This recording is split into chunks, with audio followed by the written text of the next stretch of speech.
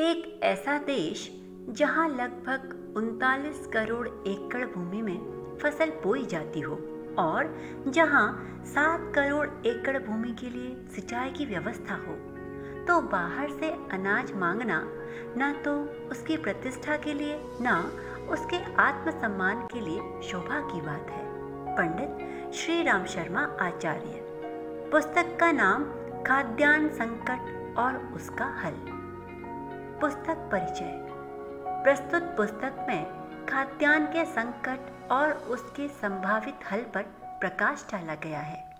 यदि हम खाद्यान्न के क्षेत्र में आत्मनिर्भर हो जाएं, तो करोड़ों रुपए की मुद्रा देश की अन्य आवश्यकता की पूर्ति में देश के काम आए। विगत काल में विश्व में जितने भी युद्ध हुए हैं, उनसे हमें यह सीख मिलती है कि हमें खाद्यान्न के मोर्चे पे सबसे अधिक ध्यान देने की आवश्यकता है।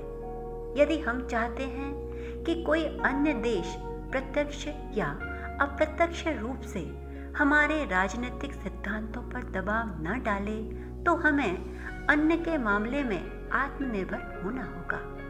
राष्ट्र आज संकट से गुजर रहा है, तो किसान को भी चाहिए कि वो अन्न के मोर्चे पर किसी से पीछे न रहे। शाक सब्जियों का एक स्वतंत्र आंदोलन भी चल सकता है। आपके समक्ष प्रस्तुत है एक लघु पुस्तक खाद्यान्न संकट और उसका हल, जो देश में खाद्यान्न संकट पर प्रकाश डालते हुए उसका समाधान भी बताती है। पुस्तक के अंश। भारतवर्ष में 70% व्यक्ति प्रत्यक्ष या परोक्ष रूप से कृषि करते हैं।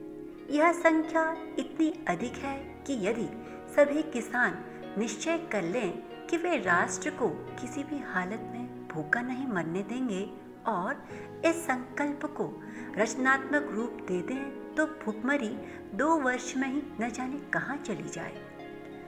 साग सब्जियों का एक स्वतंत्र आंदोलन भी चल सकता है और एक सहायक आजीविका के रूप में अपनाया जा सकता है। साग भाजी की मात्रा बढ़े तो लोगों को अन्न की कमी से काफी राहत मिले। स्वास्थ्य का सुधार होने का लाभ तो उससे अनायास ही मिल सकता है। किसानों को खाद बनाने की सही पद्धति का अनुसरण करना चाहिए। साथ ही दूसरी सस्ती और सुलभ खादों की जानकारी भी उन्हें मिलनी चाहिए। हरी खाद कृषि उपज बढ़ाने में बड़ी उपयुक्त होती है। पशुओं की रक्षा और उनकी नस्ल सुधारने का उत्तरदायित्व भी कृषकों पर ही आता है। पशुओं से शक्तिवर्धक दूध, घी, मक्खन तो मिलता ही है, साथ ही खाद्य और कृषि के लिए बैल भी मिलते हैं।